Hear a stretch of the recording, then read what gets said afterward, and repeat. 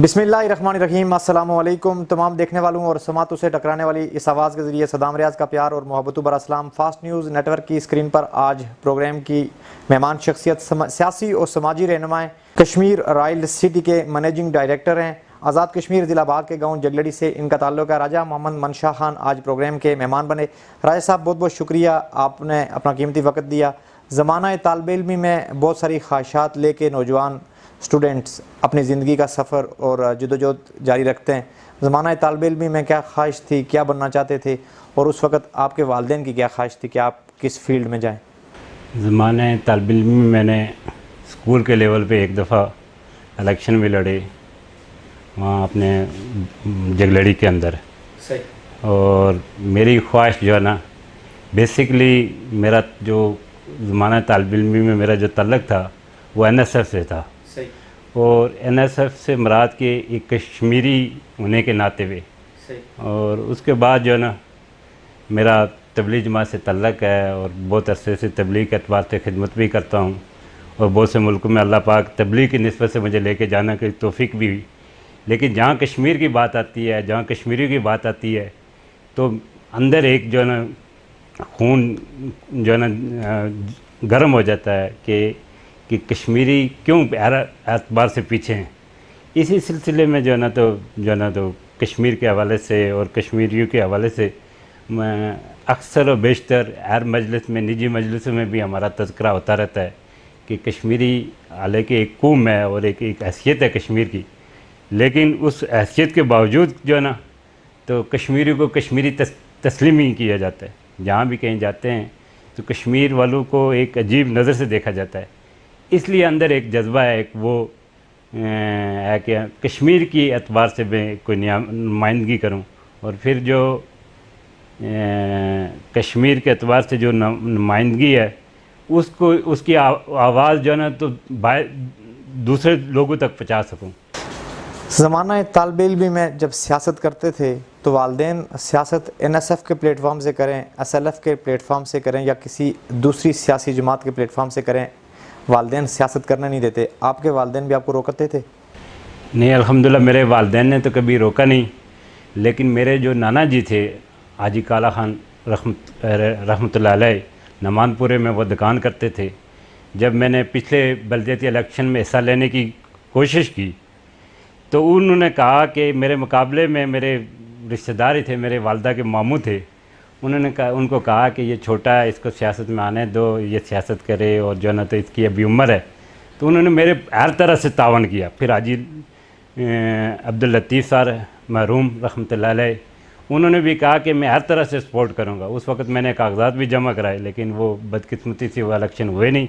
उसके बाद ये जो ना ये इलेक्शन हो रहे हैं। तो आइंदा बल्दियाती इंतखाबात अगर आज़ाद कश्मीर में पाकिस्तान तहरीक इंसाफ की हुकूमत करवाने में कामयाब होती है तो बल्दियाती इंतखाबात में बढ़ चढ़ के हिस्सा लेने का प्रोग्राम रखते हैं? जी इंशाल्लाह मैं हिस्सा भी रखूँगा।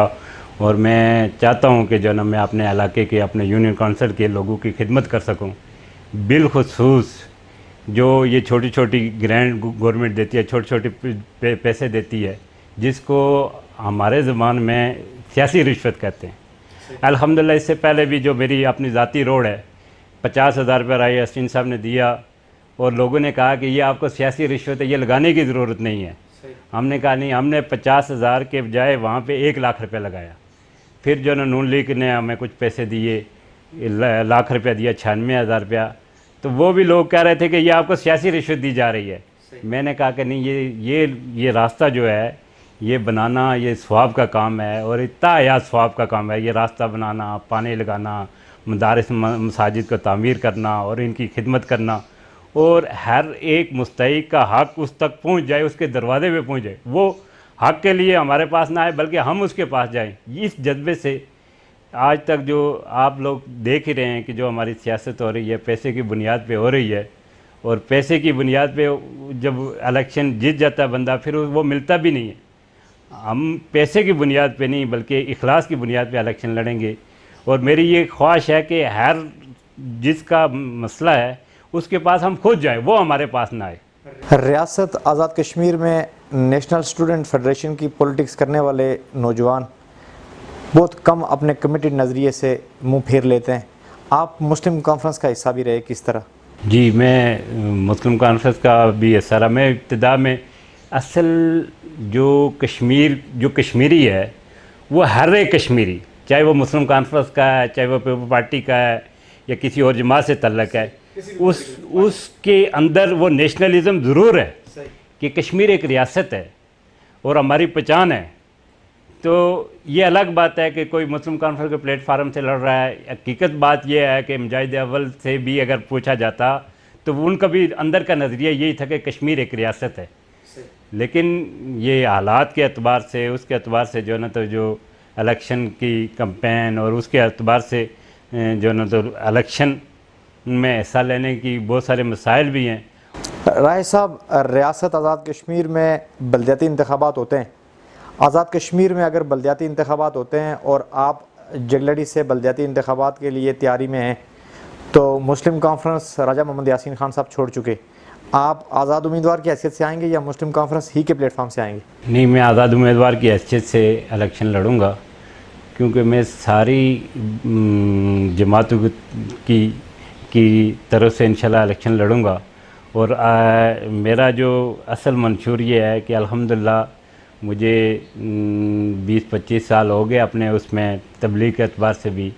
अल्हम्दुलिल्लाह कोई एक सिंगल ऐसी बात या जो टब्बर, हमारे यहाँ टब्बर की बुनियाद पे, बरादरी की बुनियाद पे जो होती है, अल्हम्दुलिल्लाह कोई एक फ़र्द वाहिद भी इस बात पे जो ना तो नहीं कह सकता कि किसी ऐसी उसमें मैं शरीक हुआ हूँ कि जिसमें टब्बर की बुनियाद पे या बरादरी की बुनियाद पे या किसी को कमतर समझा है या किसी को बड़ा। मैं बाहैसियत मुसलमान सारे दुनिया के मुसलमानों को के एक जैसा समझता हूँ। और फिर हुज़ूर अलैहिस्सलाम ने जो दर्स दिया, उस दर्स के अंदर ये है कि जो जिसका जितना तकवा है वो अल्लाह के यहाँ इतना करीब है। हज़रत बिलाल जो ना तो हबशी थे, ग़ुलाम थे, दर ग़ुलाम थे, कोई नसब वसब नहीं था, लेकिन हुज़ूर अलैहिस्सलाम की इत्बा की तो सैयद बिलाल बन गए।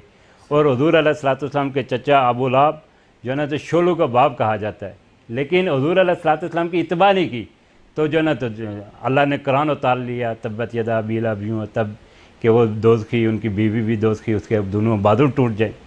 तो इसलिए जो ना तो मैं चाहता हूँ कि मैं अपने हलके के अंदर जो छोटे मोटे काम है, मेरा असल जो मंशूर है कि हमारे हलके के अंदर जो मजहबी रुझान है इसको बढ़ाया जाए, हमारे मसाजिद मदारिस की जो ना तो निगरानी की जाए, हमारे जो छोटे छोटे रास्ते हैं ये रास्ते रिश्वत के तौर पे इस्तेमाल ना हो, बल्कि ये रास्तों के ऊपर जो पेमेंट गवर्नमेंट दे रही है वो वहाँ पे लगें कि लोगों को सहूलत हो।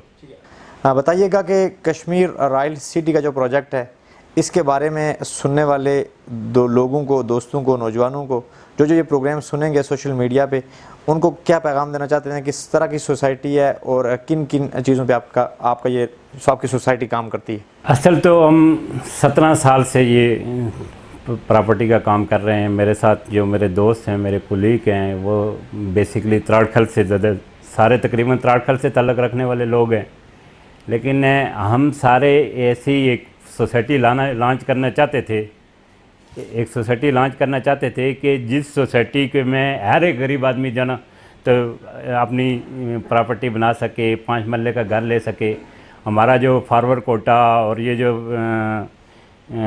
दूर दराज के इलाके हैं, पहाड़ी इलाकों में, ये लोग हैं, अगर इनका कोई एक मरीज़ रात को बीमार हो जाता है, पहली बात है कि रात को गाड़ी नहीं मिलती, और रात को अगर गाड़ी मिल जाए तो फिर बाग पहुंचते हैं, और बाग पहुंच के तो पता लगता है डॉक्टर नहीं है, तो सुबह जब डॉक्टर आते हैं कहते हैं पिंडी रेफ़र कीजिए। हमने ये सोसाइटी जो है ना तो यहाँ से तकरीबन 1 घंटा 45 मिनट की मुसाफत पे सदर से है, बैरिया फेज़ 8 के अपोजिट है। और बहुत आसान शराइत पे 50,000 डाउन पेमेंट पे 7-7,500 रुपये किस्तों पे लोगों को दे रहे हैं। जो नगद लेना चाहें वो नगद ले सकते हैं, और जो इंस्टॉलमेंट्स पे लेना चाहें वो इंस्टॉलमेंट्स। हाँ, जो नगद लेना चाहें उनको फौरी कब्ज़ा भी देते हैं, वो फौरी तामीर भी कर सकते हैं। जिनको किस्तों पे दे रहे हैं उनके लिए भी ये है कि 1 साल की किस्तों को पेमेंट करने के बाद वो अपनी तामीर कर सकते हैं वहाँ पे। साहब, बहुत सारे ऐसे वाक़यात आपकी नज़रों से भी गुजरे होंगे और बहुत सारे ऐसे वाक़यात भी हुए जिनकी शायद मुनसफ़ी भी आपने की हो, लोग इस्लामाबाद और रावलपिंडी की सोसाइटीज़ में पैसा इन्वेस्ट करते हैं, 5 साल 10 साल 15 साल बाद एक सोसाइटी फ्रॉड निकलती है, जो उसके मेन करेक्टर्स होते हैं वो खा पी के दुबई और इंग्लैंड और अमेरिका और बरतानिया चले जाते हैं। जो गरीब होता है, आम आदमी होता है, जिसने पैसे जोड़ जोड़ के पैसे लगाए होते हैं, वो फिर ज़मीन पे आ जाता है। आपकी सोसाइटी के जो ग्राउंड रियलिटीज़ में गवर्नमेंट सेक्टर के साथ जो भी मामलात हैं, कानूनी हैसियत से उसकी तमाम रिक्वायरमेंट्स पूरी हैं? जी अल्हम्दुलिल्लाह हमारी रिक्वायरमेंट पूरी है। हमारी सोसाइटी रजिस्ट्री इंतकाल है, हम FBR से भी रजिस्टर्ड हैं और CBR से भी रजिस्टर्ड हैं इस्लामाबाद से। और जो ना तो हमारी एक होसिंग सोसाइटी है, होसिंग सोसाइटी हमारी रजिस्ट्री इंतकाल है। हम जो कैश पे देते हैं वो भी रजिस्ट्री करा के देते हैं, और जो जिसके साथ हम किस्तों पे दे रहे हैं उससे भी हम एक मायदा करते हैं, जो स्टाम्प पे होता है, अदालत में होता है कि हम वो किस्तें मुकम्मल करने पे हम उस पर रजिस्ट्री और इंतकाल कराने के पाबंद होंगे। जिसकी वो पेमेंट और जिसकी वो फ़ीस वो क्लाइंट भरेगा।